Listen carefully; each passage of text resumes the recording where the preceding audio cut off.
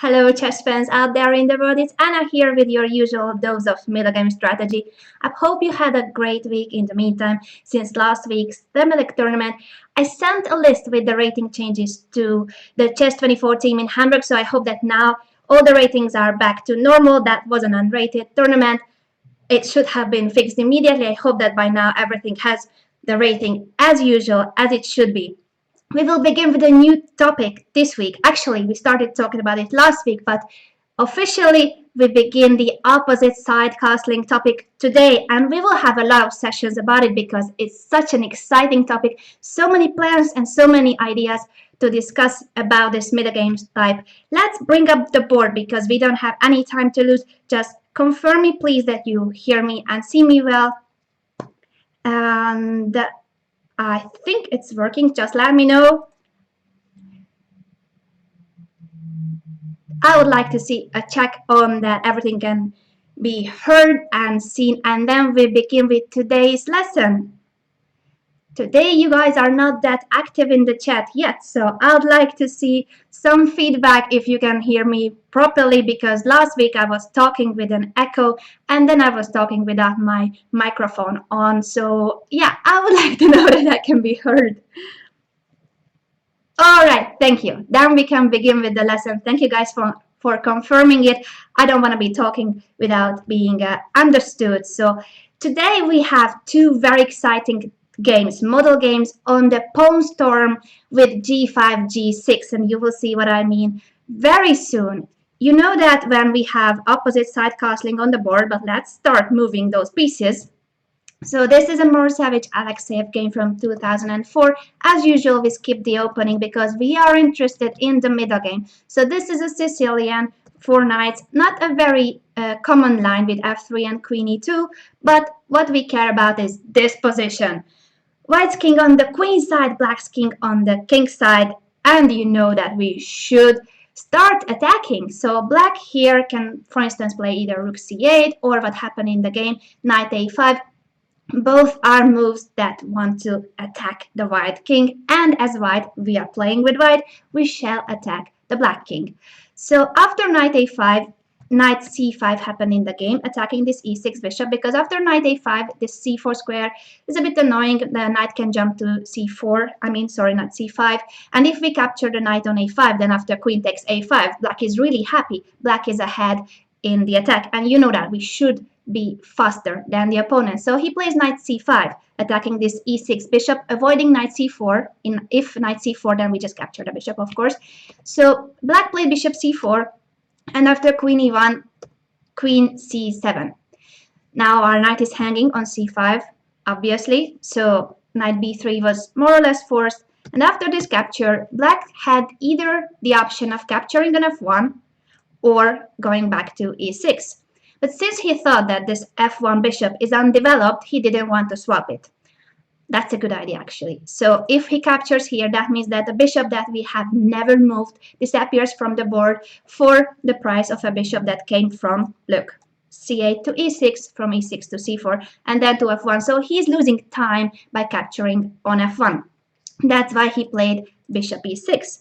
But after this move, now it's really time to launch this attack on the king side. So please tell me how to play here with white. How shall we start creating an attack against black's king? It's time to think about this.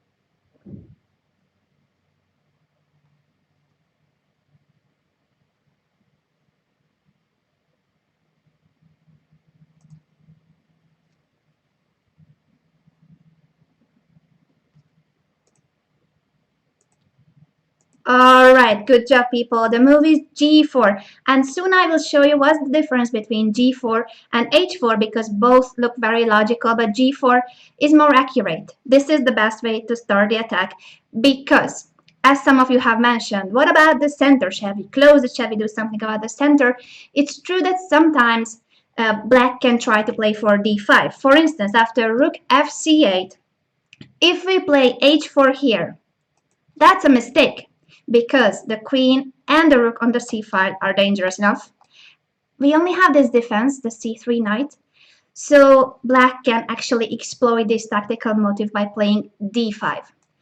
When there's a flank attack, you either counterattack with attacking on the other flank, or you counterattack in the center.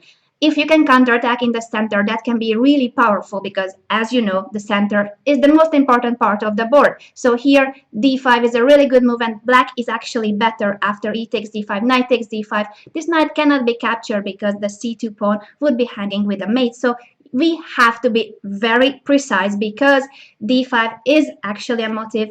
It is a threat after rook fc8. So what to play if not h4? h4 is too slow. We have to go immediately g5, attacking this f6 knight. So we actually chase this knight away from the d5 square as well. There will be no d5 in the future. That's good news. After knight d7, knight d7 or knight h5, of course, that's the other move. We will see other games with with the knight on h5, but actually it's quite logical to place the knight on h5, and you say that okay, you can push h4, but what's next? I'm blockading this pawn. I have a very nice blockade on h5 with this knight, and unless you can attack it with some bishop e2 f4, in that case the knight could capture on f4. This blockade is pretty cool on h5, so as black, I think I would have played knight h5 because I want to win time. And if you just make white's attack as slow as possible on the king side, that means you have more time for your attack on the queen side. Anyway, these positions are very complicated, so I cannot really judge knight d7 because that's also logical. The knight on h5 sometimes can be hanging, so knight d7 seems to be more safe. Let's call it a safer option than knight h5. Still, maybe knight h5 was the best move, and here a very typical move happened, king b1, because when you castle queenside, doesn't matter as white or black, but the king on c1 or c8 is not the safest. So many times you will use just one tempo to move the king to b1 or b8, and there it controls more squares. So there's no a file entering with the queen, no such things as a2 hanging pawns, not in this position, but in other positions in general. So it's a good idea to move the king there now as well, because look at the queen on c7, look at the rook on c8, though that c file is really scary. So if we don't want to get mated, and if we don't want to see a queen appearing on a5 and then a queen a1 check, then it's good to have the king on b1. So we lose one tempo for prophylaxis. So we also think about the opponent's plans, not only just go ahead and don't care about black's ideas. Here, either a6 or a5 should be played. a6 happened in the game. Of course, black wants to attack on the queen side. He should attack on the queen side. But my question is, what would have been the best response after a5? a5 seems to be the quickest. We want to play a4 with black and open the position, even if it means the sacrifice of a pawn or two, but you need to open the position as quickly as possible. So how would you respond to a5? Thinking about prophylaxis as well, what would you play here with white?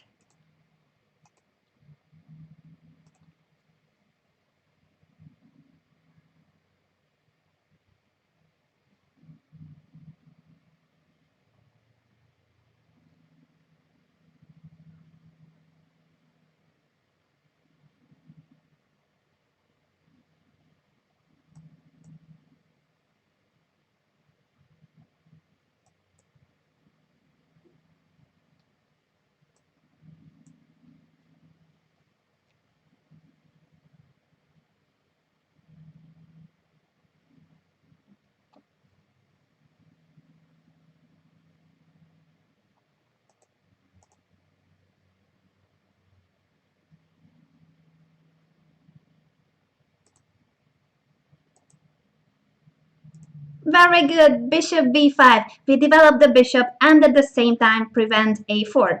Black can still push a4 because that's the point of these flank attacks. You can sacrifice pawns. But still, we will capture it. We accept the sacrifice, and after knight b6, perhaps the best continuation is bishop takes and then pushing h4. So we are a pawn up. It's true that black has a pair of bishops, but he hasn't managed to open the a5. We have a pawn there on a4. So that's important. And this bishop on b5 is a very good defending piece. And it's not a passive defending piece. It's a good piece that could be attacking too, of course. It's not attacking anything right now, but it's okay to control the d7 and e8 squares. Imagine if we launch an attack finally, if we manage to attack the black king and it wants to run away from the king side. This bishop on b5 will not let him escape, and at the same time it protects the white king, so it protects the important a4 pawn. It also covers the b file against the black queen, so it's a very useful piece on b5, and that's why it's important to know that many times after a5 in the Sicilian you will go bishop b5 because there's no c pawn, so the bishop cannot be chased away from b5, and it kind of prevents black's play on the queen side, or makes it a lot less powerful than it would be without bishop b5. So let's go back to the game because after a6 it is your turn to play with white, of course.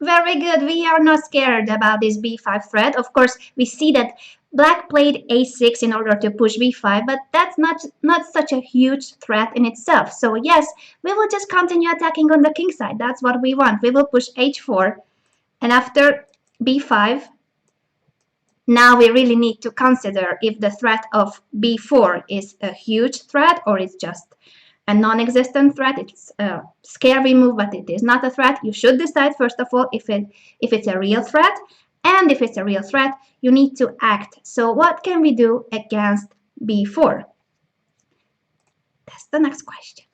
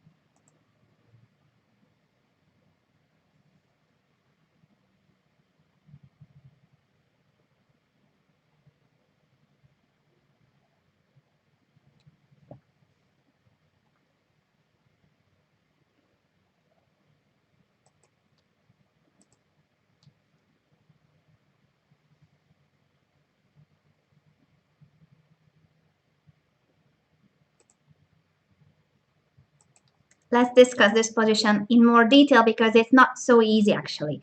I've seen the good response, but it's not so clear that that's the best way. I mean, it's not that easy to understand it. So let's go move by move and see the suggestions that you guys have said. I saw the move b4, and you might think that by pushing b4 we are preventing b4, but remember the topic of advanced pawns in front of the king. So the more we advance the pawns in front of our king, the easier it is for the opponent to break through. So what would black play here? Attack with black now. Now you're black, and you shall find the best way to create an attack against white's king, because here white is already almost losing. Not immediately, but the position is really bad after b4. So this is how dangerous the position is. One mistake and it's over. How to attack here with black?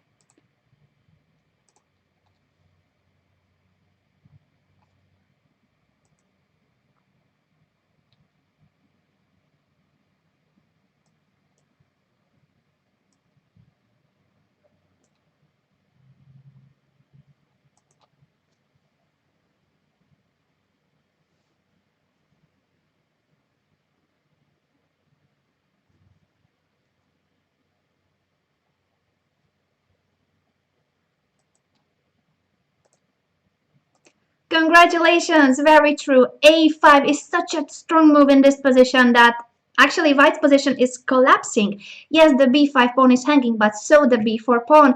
We cannot move the knight away from c3. The a5 is opening up. This position is almost immediately lost. White's king will get mated in a few moves, or he will lose material, because you cannot defend against so many open files. The c file is a semi-open file, the a file is about to be opened, and the b4 pawn will be captured if we play bishop takes b5, or if b takes a5, then simply queen takes a5, and this is mate on a1. And as I said, bishop takes b5, a takes b4. This position is horrible. We are losing a piece here, at least, if not getting mated with white. So please be very, very careful, because yes, when you see that after, sorry, let's go back to the position. I wanted to show b5. After b5, you understand that the threat is b4, but try to find a way that doesn't involve pushing your pawns in front of the king. So always try to find a defense that keeps the pawns as close to your king as possible. Remember that those are the bodyguards of your king. You need the bodyguards close to the king. Don't touch them if it's not necessary. Let's protect the c2 pawn with another piece. Sometimes you have to. This is a prophylactic thinking. You need to protect it, no matter what. Let's see the options. Rook c1, too passive. Rook h2. I like it, and that's the good move, but there's also another good move. Queen f2. Also, you could think about bishop d3, and maybe some of you would say bishop d3 should be the best move because it's a developing move and it protects the c2 pawn. That's true, but the bishop on d3 is not ideally placed because it covers the d file from the d1 rook, and we are not really attacking with this d3 bishop. There's a pawn on e4. So yeah, if there was no pawn on e4, I would love to play bishop d3 here, but in this position, the bishop is not well placed on d3. That's why, even though that's like the most natural move to protect the c2 pawn, that's not the best move here. Rook h2 is the best, and maybe that's a weird looking move, but look how useful this rook is. It protects the c2 pawn, and at the same time, it supports the h pawn. So we have a 2-in-1 rook protecting and attacking at the same time. That's cool, isn't it? So just by playing rook h2, we prevented b4. And yeah, black can push b4, but with the pawn protected on c2, this is no big deal. We can jump to d5. That's a very nice square. So black will have to give up his light square bishop for the knight. We capture it with the rook because that's a hole in black's position, and we don't want to cover it with a pawn by playing e takes d5. So we'll capture with the rook. Now there's this weakness on d5 as well. We will still continue attacking on the king side, but it's good to know that even in the center we have a very good position. Black had to give up his good bishop. Now he has only the bad bishop, the e7 bishop, and our structure is better not only on the king side but also in the center, so we could even win in an endgame. That's always good to know. What happened in the game was after h4, queen c6 was played, but anyway, white went to rook h2, and after b5 we reached the same position that we were discussing. So when you see this threat of b4, just make sure that you find the calmest way to respond. First of all, whenever we are attacked, whenever our king is attacked, you need to take a deep breath and just be as calm as possible and objective. So don't panic, because panic will make you play moves like b4, trying to stop black's play, and that will actually just help him instead of preventing his attack. Rook h2 is the best move, but as I said, queen f2 is also good. So if you have thought about, sorry, I'm moving back and forth from positions, but if in this position you thought about queen f2, that's also good. Rook h2, this is the game. And after h5, of course, now since there's no b4, I mean b4 is possible, but we have protected the c2 pawn. We just continue the attack by pushing h5. And now what comes will be the most interesting part of the game, because I think until this point, this was more or less obvious, at least about the pawn pushes. So first we push the g pawn, then we launched the h pawn too. When there was a threat on the queen side, we thought about it, we prevented it, we played prophylactic moves like king b1 and rook h2.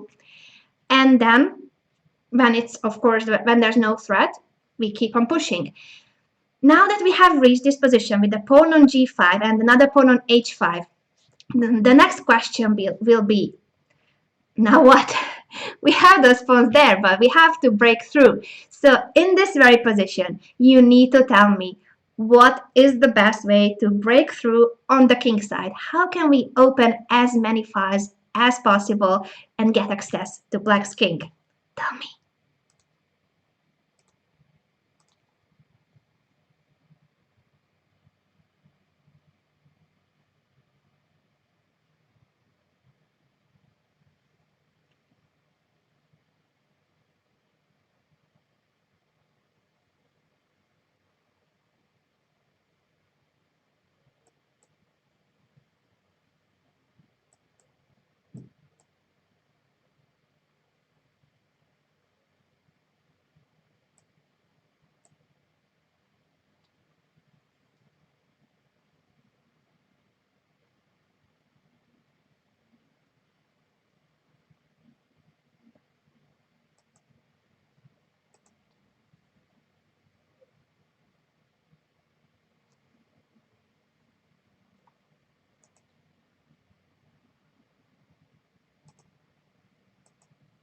Well done, everybody. Yes, g6, that's the best move. So we push g6 and we say, okay, now what do you want to do? I'm going to open either the g file or the h file or both.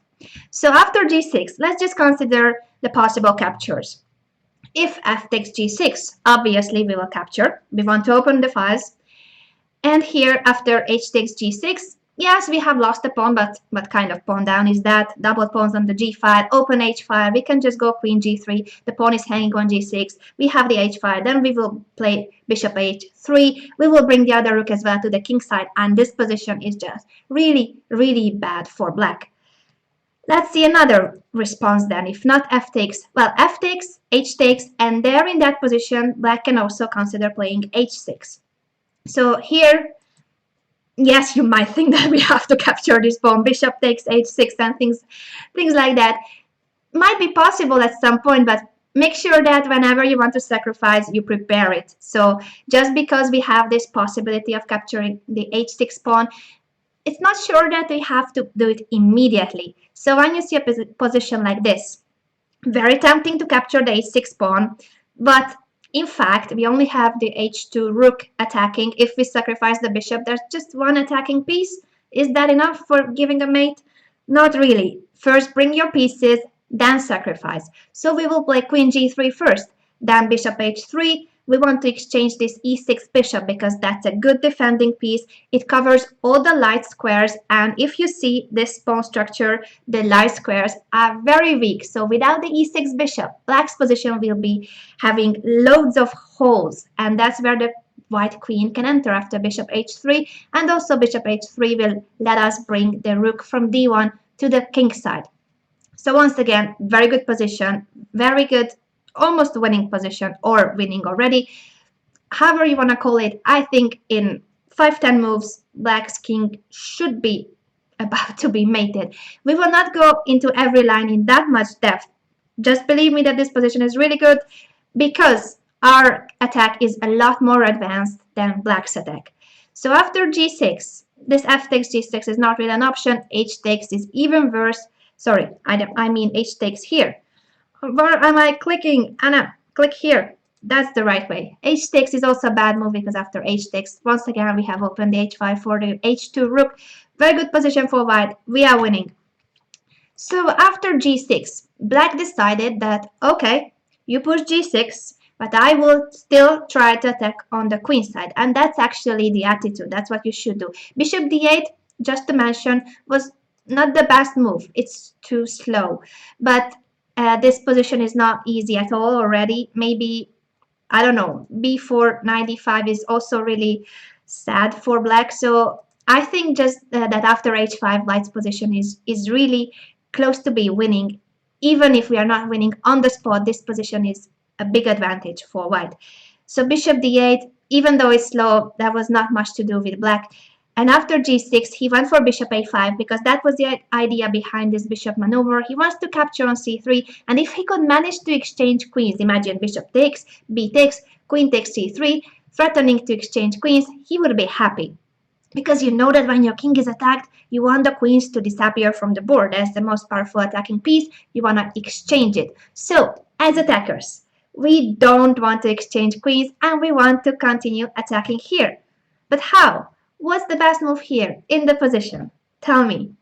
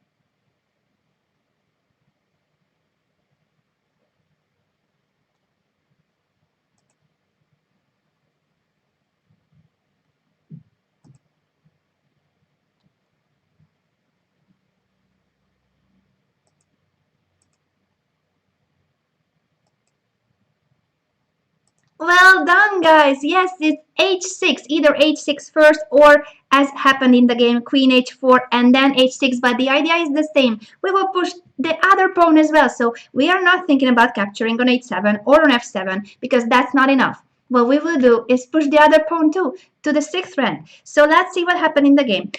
And before we see it, I saw a question regarding knight f8. So let's just quickly discuss it and then we can talk about h6, because the question was whether black could have defended after h5 with knight f8, and that's knight f8. And that's a good question because it protects the g6 square.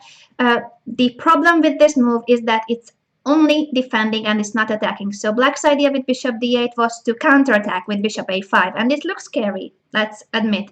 The problem is that knight f8 is not any dangerous, so here in this position, white can even play somewhat slower by going queen g3, bishop h3, knight d5, all those kind of moves. So even if we cannot push g6 immediately, we can prepare it and we can go for this knight d5, bishop h3 moves as well. The knight on f8 is defending, that's true. So I would say that knight f8 is a safer move than bishop d8, but it's also less dangerous for white because black doesn't have any attack here, so we can build up our attack by playing bishop h3, exchanging this bishop on e6, and then we have the d5 square as well for the knight. So positionally, we will also be winning, not only because of the more advanced attack on the king side.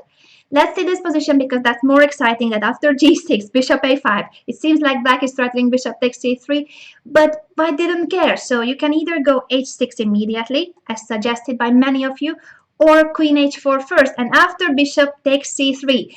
Believe it or not, white played h6. Like, what? A knight has just been captured on c3. A whole knight. One piece. And white doesn't care about it at all. He doesn't even waste time on recapturing with b takes c3. Not that it's a bad move, but he thought, well, I need that tempo for my attack on the king side. He doesn't care about the queen side at all. He pushed h6 here. What's going on? We are a piece down, but we have those two pawns on the 6th rank and they are winning the game. So it doesn't matter that we are a piece down. When I saw this game, it was like, wow, like bishop takes c3, and you just completely ignore that the piece has just been captured. I was like, wow, I need to show you guys this game. So that's why I'm teaching you this game, because I was really impressed by this g6, h6. I mean, it's a known maneuver, it's a known plan to break through with g6 and h6. But normally you don't do it by just giving up a whole piece to push h6, because even after pushing h6, it's not like we are giving mate immediately. So you have to really consider giving up this piece, because there's no direct winning line here for white. We are not mating yet. But anyway, instead of h6, I also wanted to show you that other moves like g takes h7, even though it's a check, and king takes h7, h6 looks like tempting. The point is that here black can always push g6. And that's a huge difference between pushing h6 with our pawn on g6 and capturing first on h7 and then pushing h6, because then black can always play g6. And remember, he wants to close the position. He will not help us. He will close it as much as possible. That's why so important to remember this.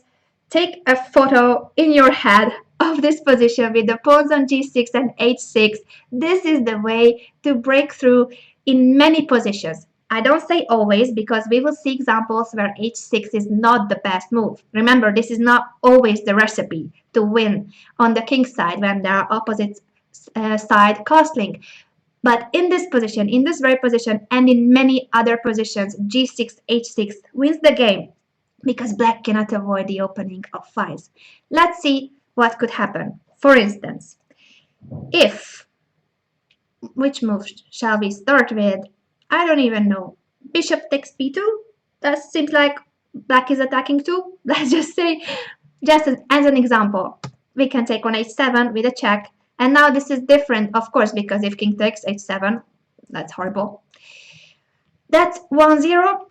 And if the king goes to h8, that doesn't help either, because we are already capturing on g7 to with a check. And if king takes, look at this move, h8, queen, just to make black capture it.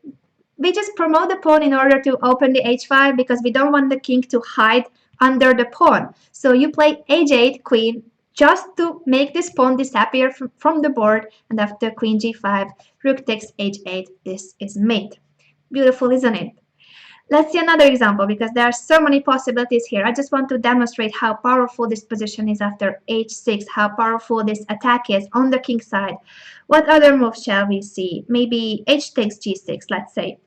Then we play h takes g7, of course. We need the h file open for the queen and the rook. And after queen h6, bishop g5 is once again a mate. So black doesn't really have many good options after h6. He played f takes g6. That's more logical, I would say. But after, once again, h takes g7, we are threatening queen h7. If he goes king takes g7, of course, queen h7. And here, beautiful move, bishop g5 check, just to lure the king to g5, and queen h4 is a mate. I like these beautiful mates. That's why I had to show it. So, of course, after h takes g7, king g7 is a bad move. Black tried h5. Of course, he should try to keep the h file closed. What would you play here with white? Because, yes, our position is very promising, but still you need to make the most precise moves, because, after all, we are a piece down.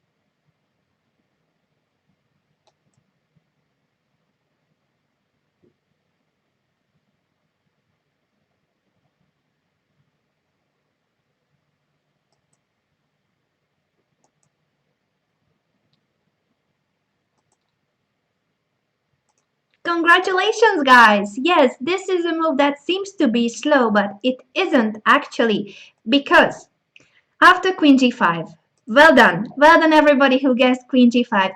Let's just quickly mention that Queen E7 seems to be threatening, but with the Queen on E7, yes, it's true that this is also a good move, but the point is that what we actually want is the G6 pawn. So yeah, with Queen E7 you attack the bishop on E6, but that position is not as clear as the plan after Queen G5, because imagine you manage to capture the pawn on G6, or you manage to play Queen H6, or first Queen G6 and then Rook H5 or Queen H5. The point is, if those pawns disappear from the king side, black is lost. So that's actually something that when you realize that all I need is to capture those pawns and black has to resign, then you know that the move should be Queen G5. Queen E7, as I said, is also an interesting and good move. But Queen G5 is a lot clearer because all you want is to take those pawns away from the board and give mate to black's king. So you don't have to calculate moves like Queen E7, Rook E8, what happens there. No, you just want to attack this G6 pawn, capture it, and then open the H5 and win the game. It seems to be slow because all we are doing is attacking a pawn, but that's an extremely important pawn. So black doesn't have time for moving the bishop away from c3. If he goes bishop b4, then this is what I was talking about. After queen takes g6, the position is completely lost for black. We are a piece down, but since those pawns fall on the king side, there will be just no defense. So yes, here as well, the bishop is hanging on e6. He has to go bishop f7. But now after queen h6, Queen h8 would be mate, so you need to move this bishop once again away from f7. But what can you do with it if you go bishop e8? Then we will queen the pawn. And if you don't play bishop e8, where can you go with the bishop? It's just this position doesn't matter that we are a piece down. Black is completely lost. The bishop doesn't have any squares. He would have to give it up by playing bishop takes b3, but in this position, we can even afford to capture the bishop, so we are not even a piece down anymore, and we have so many threats. Rook takes h5, queen e6, queen h8, many things depending on what black plays. So this position after queen g5, I know it's difficult to believe and it seems to be slow, but all we care about is this g6 pawn. Once the g6 pawn is captured, the position collapses for black. If he plays king takes g7, and that's what happened in the game. Now, there was a move that could have been really strong. And Mirosevic, even though he's a very good player, he didn't play it. What he did was a good move, but not the very best. So he took the bishop on c3 because he thought, okay, it was enough. I had played like 6-7 moves with a piece down. Now I will recapture it and then I continue the attack. He won the game 4 moves later, so we cannot blame him. But that was a more forced variation after king takes g7. Queen h6, not b takes c3. Queen h6, check. And now after king f7, queen h7 check. Everything goes with a check.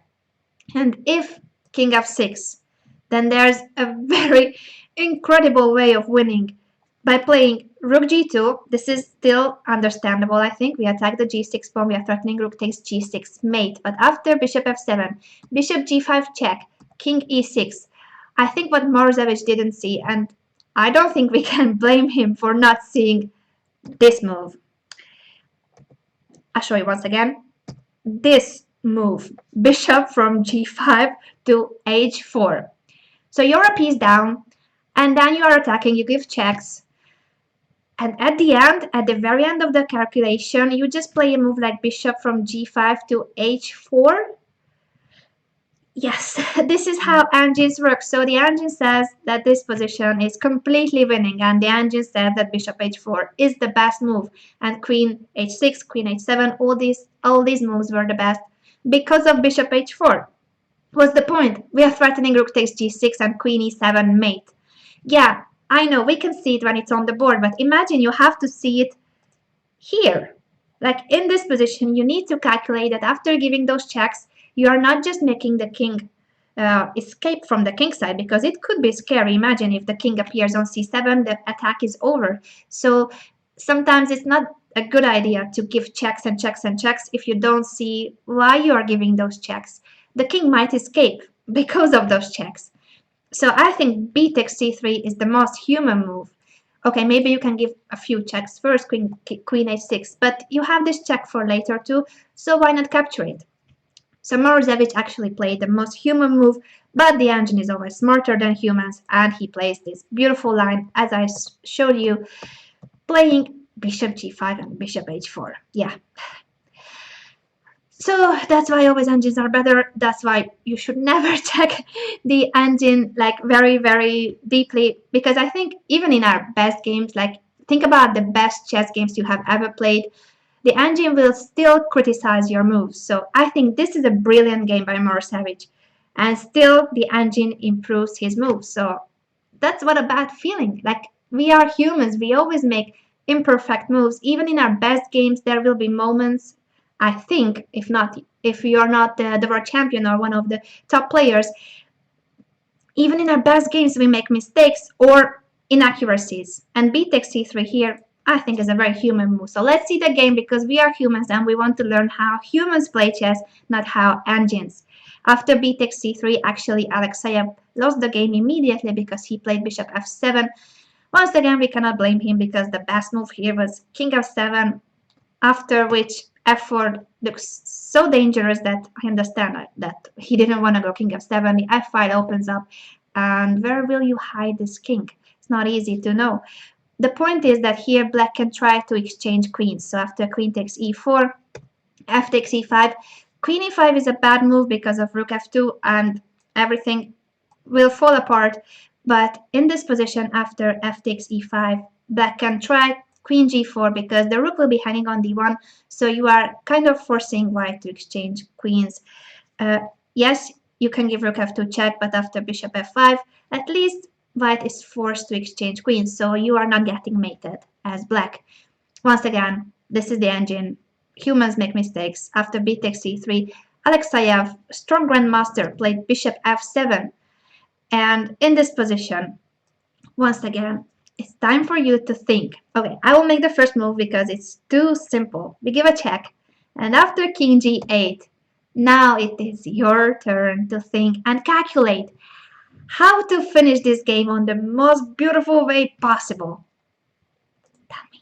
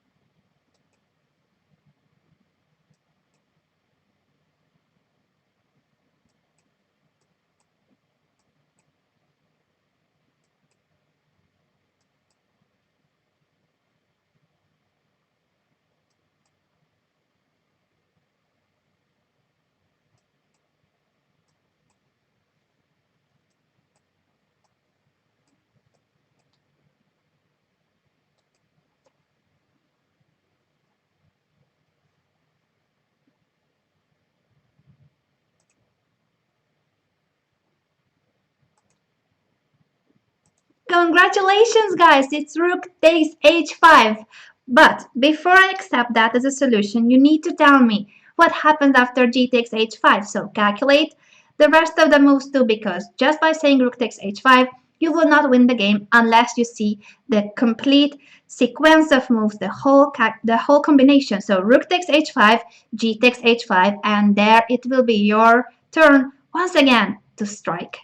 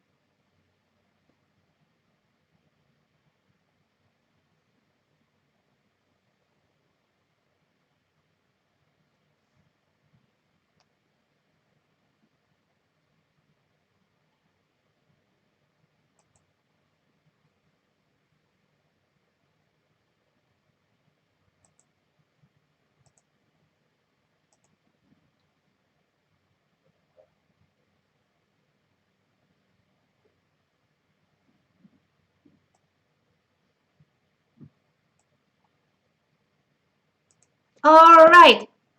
Very good job. You all realize that after rook takes h5, g takes, what we have to do, first of all, congratulations for sacrificing the rook. I mean, it's not like an everyday move, but yes, this seems to be like the move. This has to be the move. What was not that obvious is that here you need to sacrifice the bishop as well.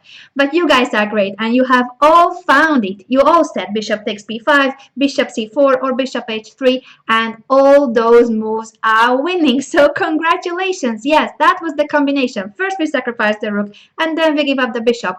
All we want is to have the rook on g1. So whether bishop c4 or bishop h3 or what Morozevich played in the game, bishop takes b5, in all these three lines we are making a forced move. So this is a very threatening move. Bishop takes b5. You are attacking the queen and at the same time you clear way for the rook to appear on g1 and that's 1-0. A takes b5 was played and after rook g1, bishop g6, queen takes, king f8, queen g8, black has resigned. What do we need to remember from this game? What do we need to learn? Let's go back to the moment when we start launching those pawns, the pawn storm. So, opposite side castling, and you know that you need to attack the opponent's king. You need to be quick, and you shall start the attack by pushing the pawns. So first, we send those pawns ahead because you need to open files. It's not enough to bring all the pieces to the king side unless you have open files. So make sure that first you open files by pushing your pawns, then you bring the pieces. G4 was important because sometimes you need to take care of your center as well. So many times when you attack on a flank, the opponent will counterattack on the other flank or he will counterattack in the center. Make sure that you keep an eye both on the other flank and in the center because the center is so important. So if we don't pay enough attention after rook fc8, we go h4 carelessly, then we have a worse position after d5, e takes, knight takes. Bad luck. Also, you need to make sure that when you're attacking, you play sometimes prophylactic moves too. Many times with the castle queen side, you need to play this king b1 or king b8 moves because that will cover the a5, the a2 pawn, the a1 square. It will step out of the c5, so it's a very useful move. Many times you will remove the king from c1 and place it on b1. Then we go on attacking, and this position, I will show it with the other move order after b5.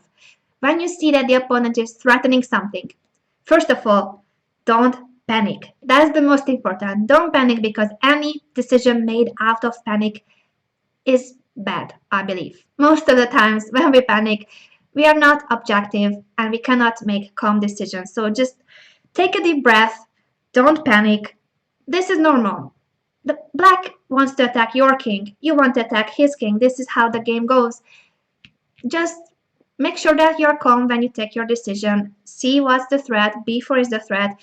We need to protect the c2 pawn in order to have jump for the knight away from c3. That's why in this position you will see, okay, you have rook c1, bishop d3, queen d2, queen f2, rook h2, all those options, and you need to find the best among those. Make sure that you don't push your pawns because that will just help the opponent break through easier after b4, a5. Black is almost winning on the spot because the a file opens up, the c file is there, the b4 pawn will fall. This position is really bad. Make sure that you don't push those pawns. Those are the bodyguards. Keep them close to your king. And just to sum up the very end, when you have the pawns on g5 and h5, the way to break through is by pushing g6 first, and then many times you won't even care about moves like g takes f7 or g takes h7, but push h6 immediately. Even in this game, it was for the cost of a knight, because after bishop takes c3, every normal human being would have captured this bishop by playing b takes c3, but not Morozevich. He just goes on and on with his attack on the king side. He's a piece down, but he doesn't care. So g6, h6, this way of breaking through is very, very powerful, but it will not happen in every game. And I will show you one game, another game, where we will push g6, but we will not go for h6 as well. So I want to emphasize that yes, this g6, h6 is very typical with opposite side castling. So remember this idea, but it's not like this is always the way. We will push g6, but h6 is not in every position. So let's go for this other model game. Fischer Spassky from the rematch in 1992 in Yugoslavia. And once again, the opening we will skip. Yugoslavia, I think that's the correct pronunciation. Sorry if I made it in an incorrect way. I'm not very sure how to pronounce it. Actually, g4. All normal, once again Sicilian with opposite side castling. g4, that's how we should play. Let's go with those pawns. After knight takes, bishop takes, b5, g5. This is all theory, so we are not discussing this part yet. But what I want to say is that after b4, here both moves, knight e2 and knight a4, are possible. They all have been played. Knight a4, just like in the previous game, I was saying that I would have preferred having the knight blocking the pawn's way. So now for black, it's not that easy to push a5, a4. Now that I should put in red. You cannot push a4. But it has its drawbacks too. So imagine if black manages to play bishop b7, bishop c6. What are we going to do with that knight on a4? So you need to take into account that yes, you want to prevent the opponent's counterplay if you can, but you also need to see that this knight on a4 is a temporary knight. It can be attacked in 2 moves, 3 moves, and then you need to know what will you do about this knight. Also, right away, like what if queen a5? What will we do with this knight? There's no possible square. You have to push b3, and after knight c5, this position is really complicated. So just make sure that if you choose to play knight a5 or knight h5, depending on which flank, you should also think about the next couple of moves. What will happen 2-3 moves later? What will happen to that knight? So knight a4 is a good move. Just make sure that you consider what will happen to your knight in the future. And that's what Bobby Fischer did, because after bishop b7, he had an amazing idea. He said, I'm not gonna keep this knight on a4. I will make use of this knight immediately. And he played a move that when you see it quickly, you think that he just blundered. No, he didn't. Knight b6, he gives up this knight because after knight takes b6, queen takes b4, and he wins back the piece. That's cool, isn't it? So if bishop takes e4, in order to win back the pawn, bishop b6, he's even losing a piece. Black is losing a piece because this queen is hanging, the bishop is hanging on e4. That's a brilliant idea. I think knight b6, I haven't seen any similar games to this. Like you give up the knight on b6 in order to win it back with queen takes b4, and there's no way of keeping the piece. So either the knight will fall on b6 or the bishop on b7. I love this move, but the point is that after knight b6, rook b8, you have to exchange the knight because now, yes, black is threatening to play knight b6, and that's a piece up. So knight b6 was a pretty move, but after rook b8, you have to do something about this hanging piece on b6. That's why he played knight takes d7, queen d7, king b1, this prophylactic move that you do many times when you castle queenside. And after queen c7, bishop d3, this position is quite curious because Spassky went for bishop c8, and you might be like, what? I also thought the same because bishop c8 looks a bit weird. But it's not so easy to play here with black. Apparently, maybe the best move was d5, but after e5, I wouldn't be very comfortable with this position with black. It looks like a French type of position where we have just opened the diagonal for the d3 bishop, and you see this g5 pawn, you see that the h pawn is coming too. It just really feels like white's attack is more advanced than black's one, and you have just closed the center with d5. Still, this is what the engine likes. The engine wants to play d5, e5, and here he says that white is somewhat better but not winning. Anyway, we are humans, as I said. Other human moves, because d5, yeah, I would consider d5, but after seeing that e5, everything is closed and white's attack is more advanced, I would be scared. So if you move the rook, the problem is, because moves like rook fc8, for instance, that looks also natural. You want to have the rooks on the open files, on the semi-open c5. But this rook is more useful on f8 when you are being attacked. So here, black cannot really dream of having real counterplay against white's king. And if you see that your king will be attacked, you really want to keep this rook on f8 protecting the f7 pawn. So in this position, or with the rook on d8, h5, and white will just go on with his attack. Since the rook is not on f8, the black king is even less protected. That's why bishop c8 is not a bad idea. I think he wants to go e5, bishop e6, but still, it's the problem with this move is time, and you know that you have to be very quick when there's opposite side castling. So bishop c8, e5, bishop e6 is not a bad plan in a strategic terms, but it's just too slow. And we will see how Bobby Fischer punishes this idea. After h5, e5, bishop e3, bishop e6, here I think you would already say g6, g6, g6. It's possible to play g6 already. It was a strong move. He prepared it with rook d g1, and after a5 he did push g6. So let's look at this position once again, the options, because whenever you push this pawn to g6 or in any other position, whenever you carry out a breakthrough, just make sure that you calculate all the possibilities so that you don't miss anything. F takes g6, we just capture with the h pawn as usual, and if h takes, doesn't really matter. After rook takes g6, we are not even a pawn down. We have the g5, the h5, the queen can come to the king side, the bishop is good on e3, it can go to h6. This position is just very good for white. So this is not really an option. What about f takes, h takes, and h6? This is where I will ask you to think. What to play here with white?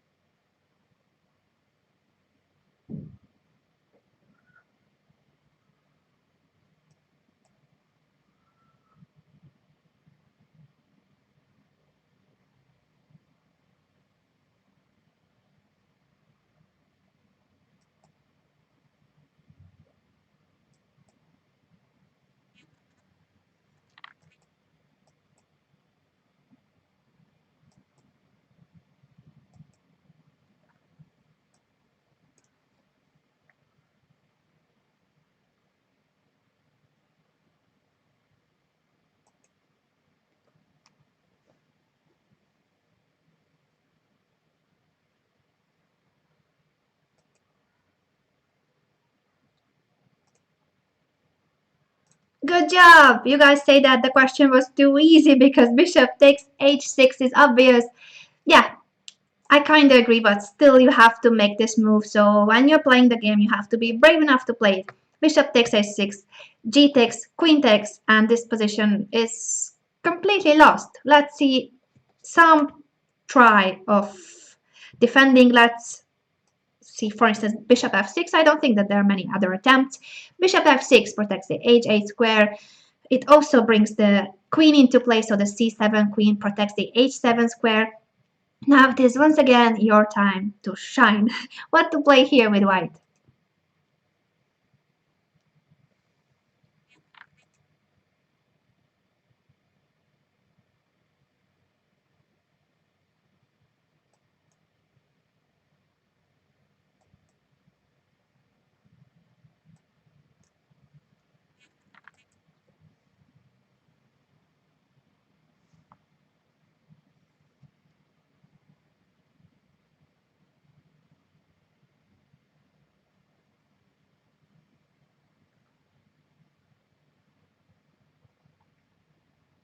Good job, G7, yes. Alright, so you guys say that this was obvious. I will stop asking obvious questions, then I will only ask the very difficult questions so you cannot answer them. No, no, no. Of course, I will ask all the questions because even the obvious moves has to be made. So sometimes we just need to calculate everything, even the obvious, and we need to make those moves, no matter how obvious they are.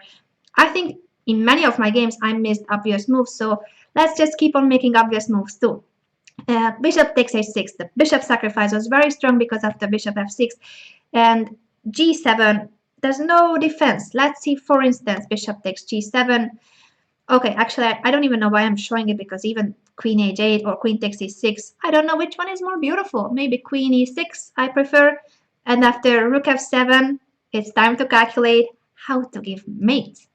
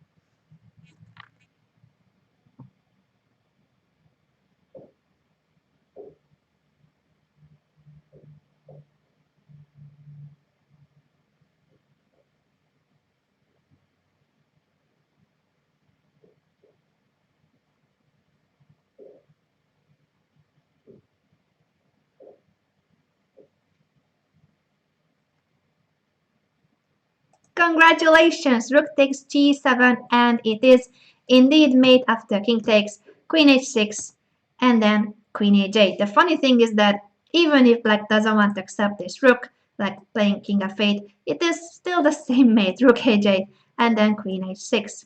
Good job, guys. Very good. I see that you calculate very well. Let's see what happened in the game because after g6, Spassky didn't capture the pawn. He played bishop f6 and that's the best move. So he's defending well. He's not giving up easily. And now the question is, shall we or shall we not play h6 in this position? Is it the best move here, pushing h6?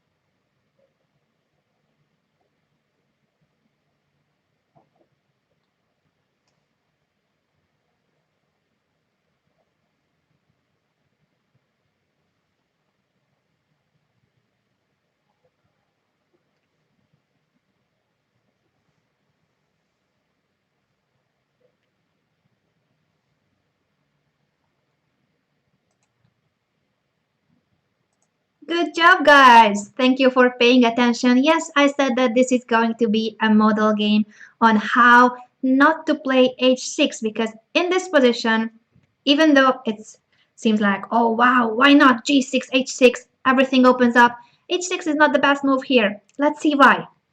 If we play h6, even if it's tempting, we are not actually achieving anything by playing h6. Black will capture the pawn on g6, and this pawn on g6 is closing the g file. So yeah, we have a rook on g1 that is not attacking because there's a pawn protected on g6. So you say, who cares? We open the h file, h6, g7. If queen takes g7, then we win an exchange with bishop h6. If he goes bishop takes g7, then queen h2, and we have a very good attack. h7 is hanging. He has to go bishop f6, for instance, and then we push f4. And that's true, because every tempo matters. So here f4, and white is really having a good attack, because after e takes f4, you can even just ignore, just like in the Middlegame game, you can ignore a hanging piece, you can ignore that you will lose a piece, you can just counterattack with e5. So now the f6 bishop is hanging too, but the point is that you open up the position, you open the diagonal of this bishop on d3. We are threatening bishop takes g6 in many of the positions. So this position, yes, this is very good for white. But now let's calm down, because this is what we would like to see on the board, but this is not reality. Because after h6, f takes g6, h takes g7, even if it seems a bit strange, but the right move is, and the move that you should consider when thinking about black's responses, is rook e8. So just that the rook moves away. And you might think that this is something difficult to spot, but if you think about the position with the queen on h2, so after h takes bishop g7, the problem was that white goes, what am I doing? Clicking here and there, sorry, bishop takes g7, queen h2. The point is that here everything goes with the tempo. White is attacking. White has the initiative, bishop f6, f4, then e5. Everything goes with the tempo. And that's what this move avoids after f takes, h takes g7. If you move the rook away, you are just waiting for white to play queen h2, and in this very moment, you can capture on g7 with the queen. So the queen protects everything on the king side. There's no more bishop h6 anymore. The rook will not be hanging on f8 as in the previous line. So we have just managed to protect everything. We are a pawn up, I think. I cannot even calculate how many pawns we have on the board. And it will be black who is attacking, because since we have sacrificed all the pawns on the king side, and yes, we have opened the g and the h5s, but it's not enough, because black has protected everything. So black will be the one attacking with moves like queen f7, pushing a4, then b3, having the c5. This position is just good for black. That's why you have to be very careful about knowing these patterns. So yes, this g6 breakthrough is something to remember, something that you should know and you should apply when there's opposite side castling. But remember that the follow-up after g6 is not always h6, because here h6, as I said, is a weak move. It allows black to close the g file, and after h takes g7, moving the rook away. I know it's not an easy move, but it is logical if you think that you want to protect the h7 pawn with the queen. And in this position, queen takes g7 is not possible. So you just want to make it happen a move later. After rook f8, queen h2, queen takes g7, and black is fine. That's why after g6, bishop f6, the correct move is what many of you have suggested. G takes h7, check. Here, you should always consider two moves, because either king takes h7 or king h8. These possibilities. Sometimes I think people are like, ooh, like whenever there's a capture, you only consider the recapture as if it was like natural, that whenever there's a capture you have to take back. But many times with this pawn on h7, actually black will try to hide his king in front of your pawn. So the h7 pawn is protecting the black king, because if this position was without the pawn on h7 and without the pawn on h5, what would we be talking about? The h5 would be open.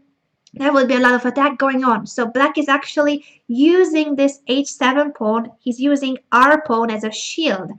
It's protecting him from the h5. So even if we push h6, the h5 will still not be open. That's why many times after g takes h7, the best response for black is to play king h8 instead of king takes h7. Let's just see for a moment king takes h7 too, because it's not like it's a losing move. Simply black prefers to have the h pawn on the board, trying to hide under the h pawn. What would you play here with the white? What's the best move here? How to continue our attack?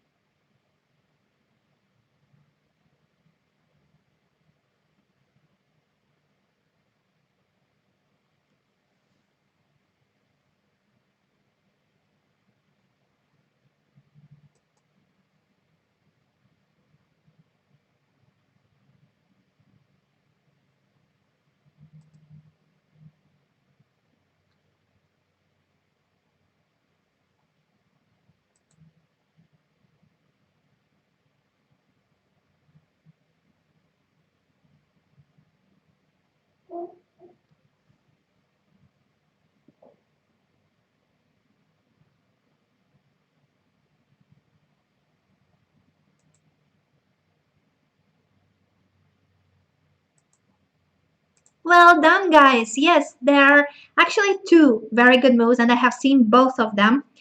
I will start with the not that strong so that we understand why the other two moves are strong. H6 is something tempting, but as some of you guys have actually answered, after h6, black will simply go g6, keeping the king side closed, and now this king on h7 is actually safe. I know it's difficult to believe because there's this pawn on h6, but just like the pawn on h7 in the other position, this pawn on h6 is a pawn that we don't want to have. We want this pawn to disappear, but it's not gonna happen. The pawn is there on h6 and it's protecting the black king. We cannot open the h file because of our pawn on h6. So h6, g6, and black is fine in this position. Don't go h6. After king takes, one of the good moves is f4. Very good idea because this d3 bishop would love to attack. But the pawn is on e4, so we don't have a diagonal. But after f4, this pawn cannot be captured because of e5. So finally, this bishop would be a monster.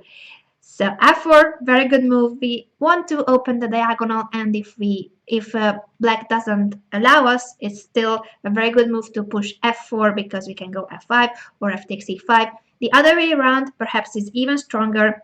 F4 is a very good move, so congratulations everyone. The other move is bishop g5, so if bishop takes, then after queen takes, all our pieces are there on the king side, and then we push f4. Even if this bishop is not captured, of course, bishop g5, queen e7 is a better defensive attempt, but here f4 is really, really strong because now we have the bishop on g5, so we can exchange those bishop whenever we want, and we are about to open the diagonal for the d3 bishop. This position is really, really sad for black, even if he doesn't capture on f4. Let me just show an example. He plays, for instance, rook f c8. We will push this pawn further, make this bishop be passive, because on e6 it was a good bishop, on d7 it's not attacking our king anymore. And in these kind of positions, after exchanging the bishop, and we just gonna double the rooks by playing rook g3 or rook g5. I don't know which square I prefer. Coming with the rook to g1, this position is really, really dangerous because we have a lot of space. So for our pieces, it's easier to maneuver. And for black, well, what can you maneuver about playing rook g8, rook f8?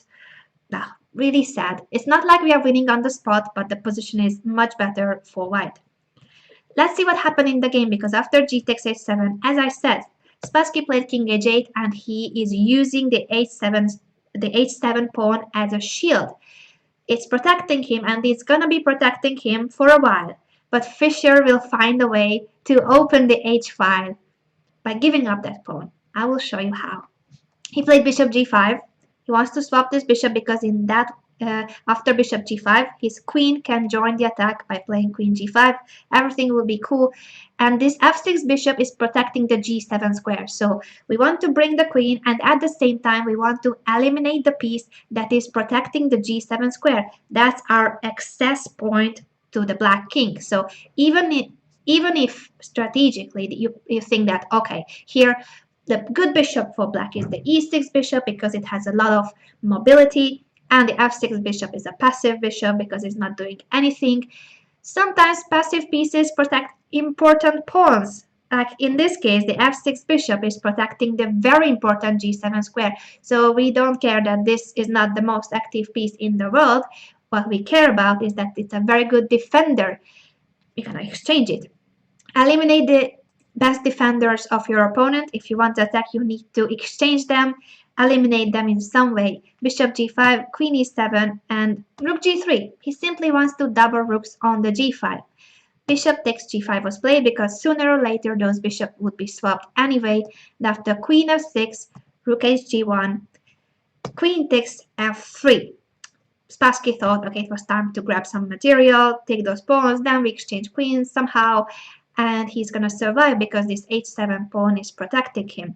Okay, of course, after queen takes f3, he knew that rook takes g7 was coming, but he just believed, I guess, that after queen f6, white doesn't have a way to advance on the king side, because yes, we have the g file and we have this h7 pawn, but we cannot open the h file, and without opening the h file, how do you give mate if the g7 square is covered by the queen?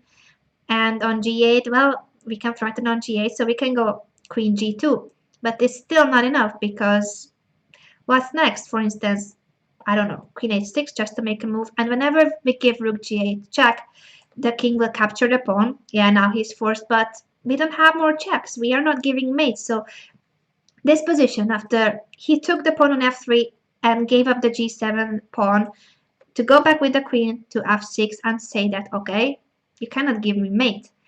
But Fischer, of course, he was a brilliant player, and he saw that it doesn't matter that the king is hiding under the h7 pawn. He will force him capture it, and then he will even give up the other pawn, so he will end up opening the h file in a very funny way.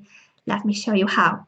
After h6, a4, black wants to attack on the queen side, obviously. He wants to push b3. And it's true that here white can go queen g2, keep on attacking on the king side, but Fischer thought, why not use one tempo for preventing black's attack? And he played a move that you have to be careful about moves like this, b3.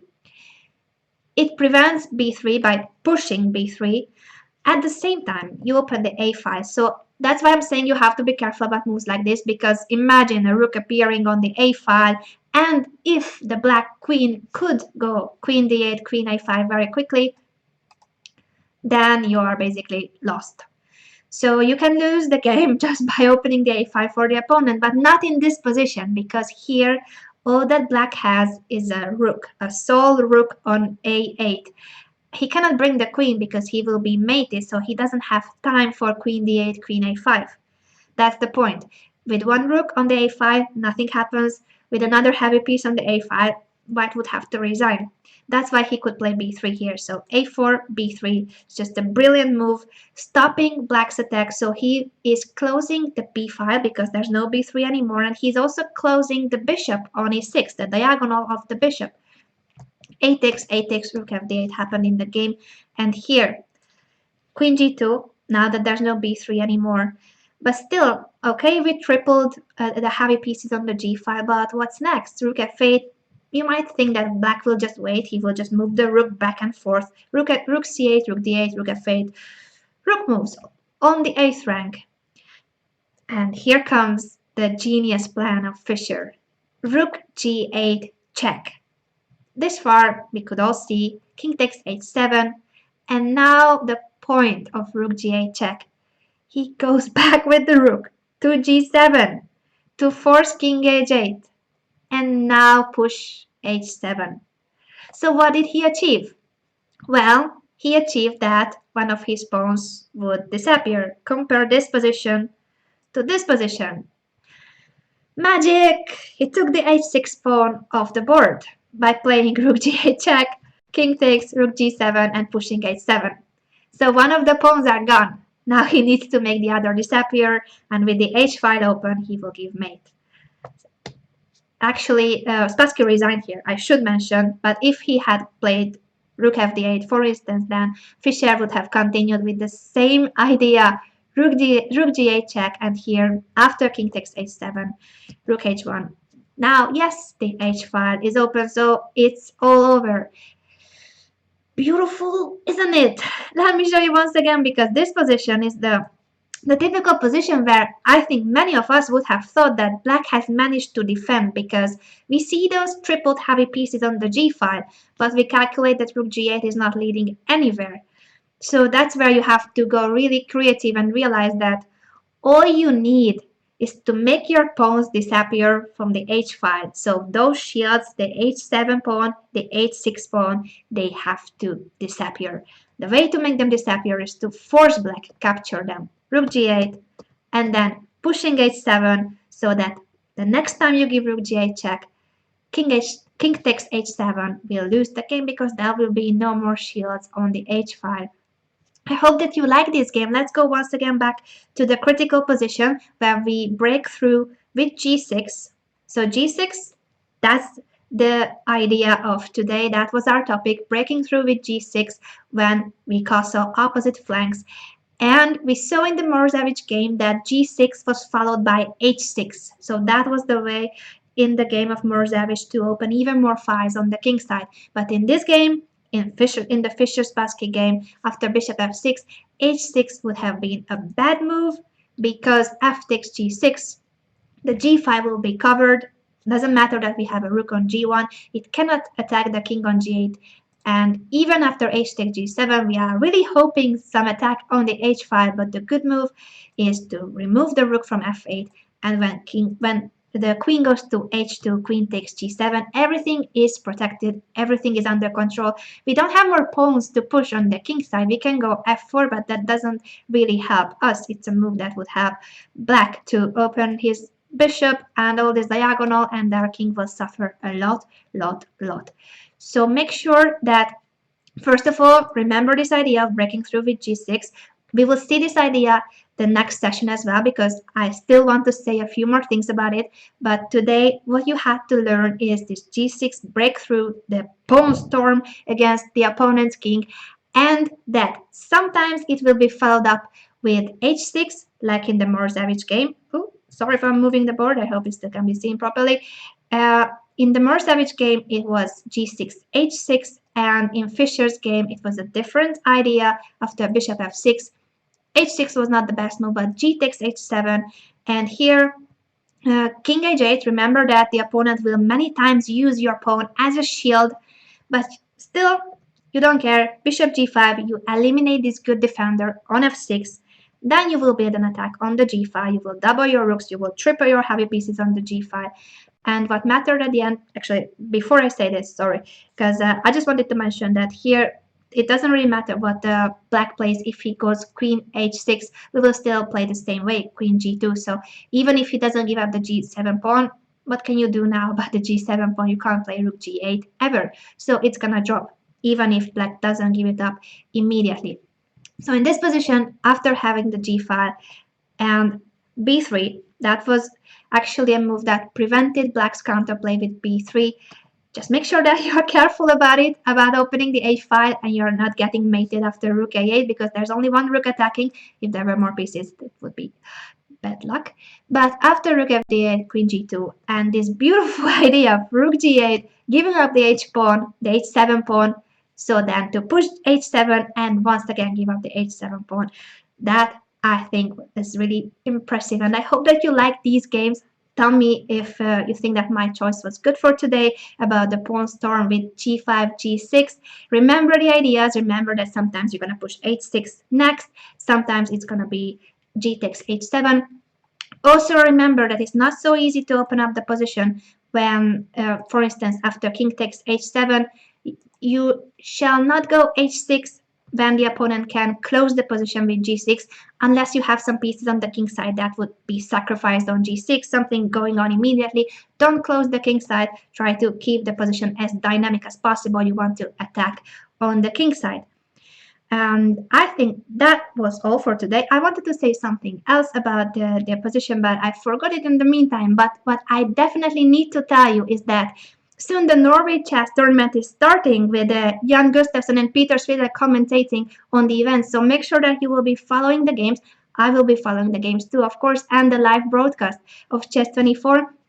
I also need to tell you that next week I won't be here because sometimes I train you guys, sometimes I'm trained.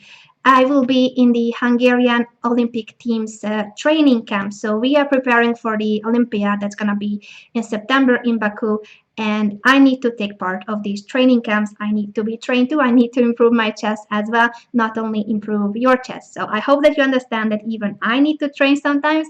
I have trainers and I have training camps as well. That's where I will be the whole week next week in Hungary. Then I'll be back. So in 2 weeks' time, we will see each other on Wednesday as usual in 2 weeks. And today, before you go, there will be two more shows coming. There's a Banter Blitz with Christoph first, and then a Banter Blitz with my ratatata baboom colleague Pepe Cuenca. Stay here and challenge them. Try to beat them. I know you can. See you, and yeah, next week, Norway Chess in 2 weeks' time. Middle game strategy once again with me on Wednesdays as usual. We will have a thematic tournament in 2 weeks' time. That I should also include. Have a nice time in the meantime and try to beat Christoph and Pepe. Bye bye.